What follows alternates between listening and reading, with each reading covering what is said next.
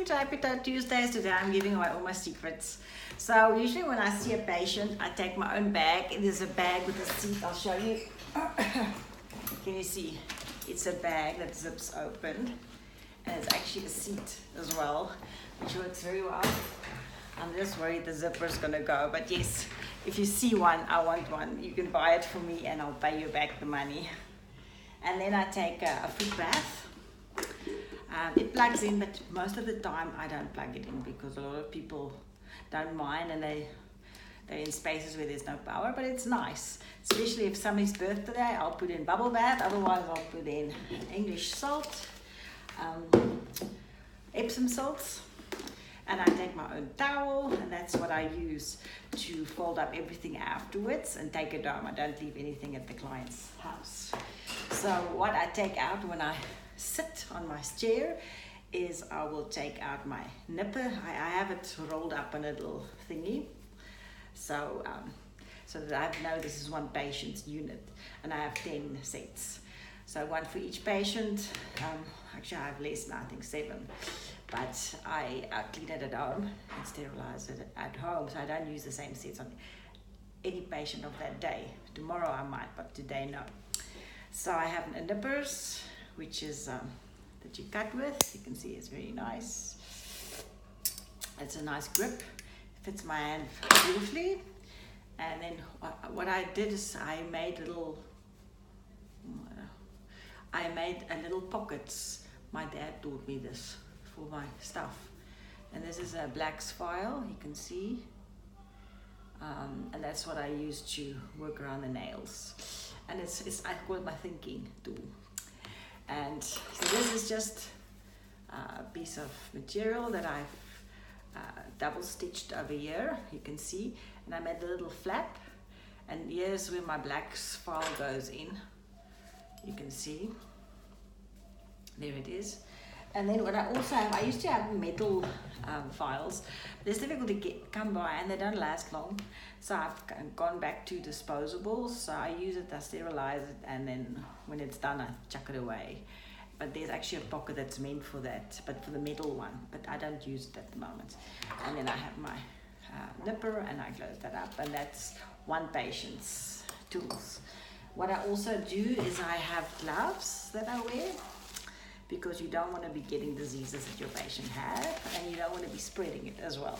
So the gloves, I use it and I chuck it, and it's powder free and it's latex. Now I believe in powder free because if you have powder in your glove, it tends to make you allergic. So the first year it's fine, second year it's fine, and then you become allergic, and then you can't continue because what happens is your fingers start peeling. And I actually spoke to a lady the other day that's an esthetician, and she said, my hands peel. I can't do this and that anymore. And it is important to be aware of your risk of the job you do. And I also have a scissor. Now this scissor is actually a very strong scissor. Once you start cutting, you have to keep going, and it's pretty good. So I use it sometimes for toenails and for fingernails definitely. And then I have a skinnier finger file just to do the nails. I don't normally do nails, but sometimes when you have a senior client and they tend to scratch and they have broken skin on their legs, you know that sometimes they're going to itch it with their fingers. It's good to keep their nails short because it just improves their health, especially senior clients. Okay, so that's it for the basic tools.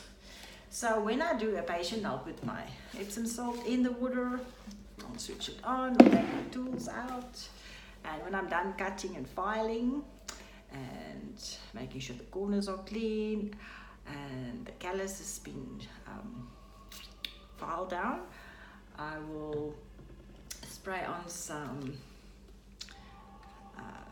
alcohol just to get rid of the dust and make it squeaky clean. And what the alcohol also does, if you spray it on the foot, you can sometimes see seed corns better. It's like this revealing liquid, which makes it really nice to use.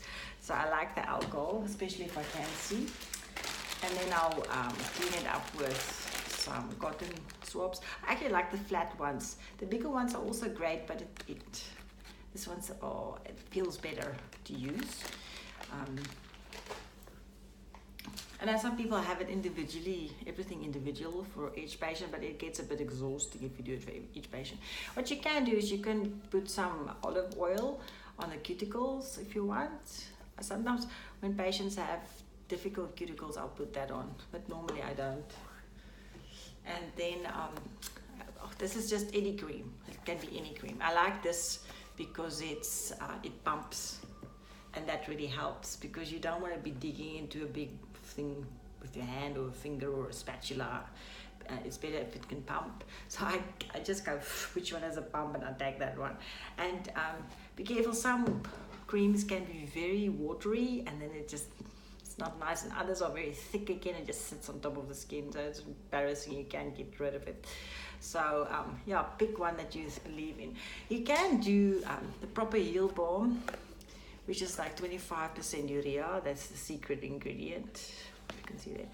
But it's very expensive. You can't use it for every patient, and this is just basically for the foot itself, especially for diabetics.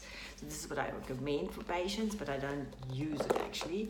One thing I also have is super glue if my patients have cracked heels, but that usually I know before the time that they have very cracked heels. They'll tell me, and I'll say, I'll bring super glue with you, and then you can take it home with you. And then be careful what you wear, because I've ruined many pieces of clothing with super glue. Yes, and then if I have a difficult patient with difficult nails, I use my Dremel. You can see the battery I charge overnight, and I only use the low setting, and you can see it's hands-free. This is actually American, so I have it imported from America and then use it here with the adapter to charge, and then I can go wherever, and it fits nicely into my hand. You can see, to do fine work, and it's the tip. You get a fine and a rough one, and I suggest just buy both in the beginning, and then you'll know when you need it. Depends on what the nail looks like, what you're going to use. A fine one won't do much damage on a very thick nail, so sometimes you'll even use both. And what you do with the Dremel is you'll just basically, if you look at my nail, I'll make a little wedge inside a groove with the Dremel, and that makes it a little pathway for my nipper to cut. And then I can just cut with a nipper on that little groove I created. And I always go from one to the other side, and I have a pattern. I always do the right foot first, and then the left foot. And then from the big toe to small toe, big toe to small toe, down. If you have a system like that, it's easy to tell the story afterwards, because sometimes you're like, oh, what did I want to say again? And then you can remember, okay, it was this foot or that foot. It just programs your brain a bit where abnormality was. So yes, so this is the Dremel. You don't use it with every patient, and especially if you see patients more frequently, like some of my patients I see every 4 weeks to every 8 weeks. And if you see them regularly, you don't need a Dremel every time, because I would sometimes thin out the whole nail. And if I've done it month 1, month 3, it's still okay. Month 6, or 7, I might need to thin it out again. Some nails, though, they don't grow long, they grow thick, and those ones I would thin out. But if you have patients that you see regularly, it's great, because you don't need to use your Dremel all the time, and it cuts your costs considerably. I do re-sterilize the tips as well. I put them in special solution for the prescribed amount of time. So it's chemical sterilization I use. I did at one stage boil my things, because it was difficult to decide what am I going to use, what I'm not going to use. I don't have an autoclave, but the boiling really ruins everything, and it rusts. So chemical solution was the best for me, and I have a system set up at home where I would wash my bath. I have enough I have like 7 foot baths. Each patient gets one, towel and instruments, and then I will clean the instruments, and they'll go into the liquid, and then I'll take them out, and then they'll dry, and tomorrow they'll be ready for use again. And just basically like the Black's file, you can just use a toothbrush to brush its teeth.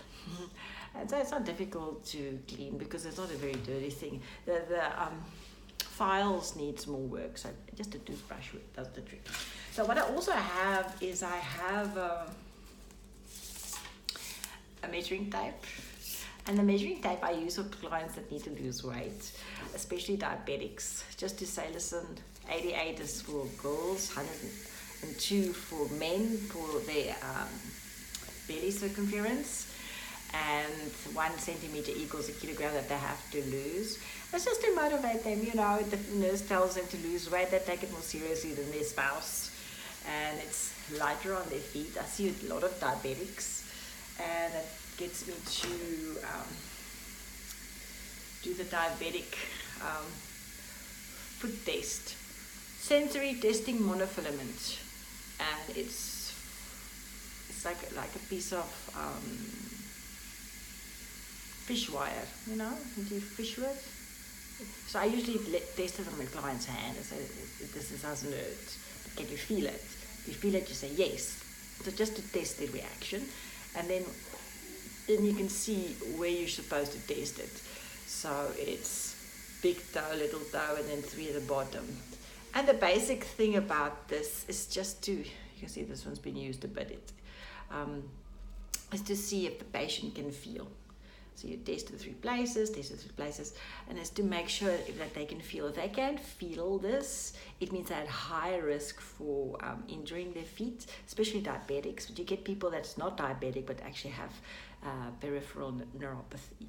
So this is definitely something that you have to use on patients that has that problem, so that you can help them be more aware and help them find alternative ways to manage that. Then I have a bit of a first aid kit where I will, let's say a patient has a laceration, I will clean it with saline. This is just plain saline, I do a bottle of saline. You can have a big bottle, but I mean, it's too heavy for me to carry in my bag. So I said, it's like nose spray, but I don't use it for nose, I use it for wound care. And that's wet wound healing. So what I would recommend it, clients like diabetics, that they should have this in their medicine box. And if they're not allergic to iodine, I would recommend iodine ointment. You can see this one is black. So yes, you put that on, and that actually sucks out any pus that there might be. And then these are the plasters I recommend. You can see it's the shape of an H. Ek noem dit twinkie pleisters, toe plasters. And that gives you 4 chances of it not coming undone, because a big toe is a very difficult thing to put a Band-Aid on. You get a different one that's a little bit skinnier, you see, but it's just because it came with the packet. Otherwise I wouldn't use this, but yes, it's better than the others. And if you look at the material, it's made of fabric that's absorbent, so that if you put this on, you can make the little piece wet, a little piece of square, and then you can wet it 3 times a day. So that's part of the wound care education I do, is wet wound care healing. And then I also have my Kota. Sometimes I have, this is for athlete's foot. Sometimes you have a client that has very acute athlete's foot, and you just feel, you know, I just want to put something on because it's a senior, they're not going to see the right stuff soon. So I'll put that on. Makes your fingers stink, and just beware, because beware if you see a rash in between your fingers or it's itching, you must know that you probably have athlete's foot on your hands, and to deal with that as fast as possible. It's not a big deal. You put it on and just forgive yourself, because it happens and it's part of your job and the risks that you take. And that's basically it. So if I've seen the patient, I've done my hoo-ha, check their footwear, and give them advice on that. You check the environment. A lot of my visits are home visits to make sure that any mats, that loose mats, that you tell them that this is a risk for hip fractures, falling, and lighting, and little steps, just to make them aware, and also sharp corners of furniture, but that's a whole another subject. But that's part of what I do, is to make people aware. So that is it. That's what a visit entails and what you need to have for it. So I hope that helps you.